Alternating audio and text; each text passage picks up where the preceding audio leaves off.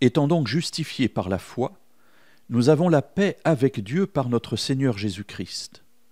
C'est à lui que nous devons d'avoir eu par la foi accès à cette grâce dans laquelle nous demeurons fermes et nous nous glorifions dans l'espérance de la gloire de Dieu.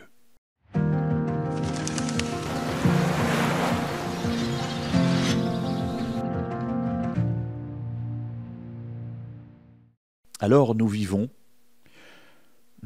dans un monde dans lequel, certes, il y a des choses terribles qui se passent, mais il y a aussi de belles choses. Et nous pouvons parfois oublier que si nous sommes là, d'abord nous ne sommes pas là pour rien, j'allais dire.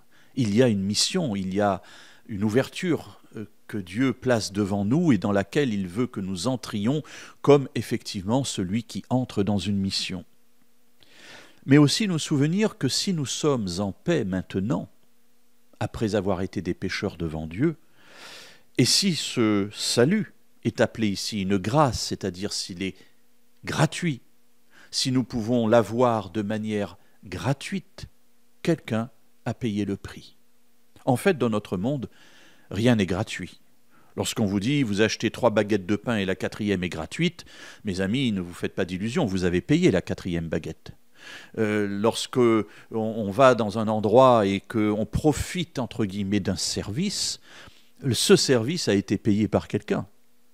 De même, pour le salut, quelqu'un a payé. Alors, je ne vais pas entrer dans la discussion théologique du paiement, parce que ce n'est pas ça le but, ce n'est pas le but aujourd'hui, mais c'est de dire que cela a coûté à quelqu'un. Et celui qui a payé, celui à qui cela a coûté, eh bien d'abord c'est Dieu. Dieu qui, par Jésus, se donne lui-même pour que nous puissions être sauvés. Alors oui, tout va bien, tout peut aller bien, nous pouvons avoir une perspective de vie, nous pouvons avoir un avenir qui est appelé ici une espérance.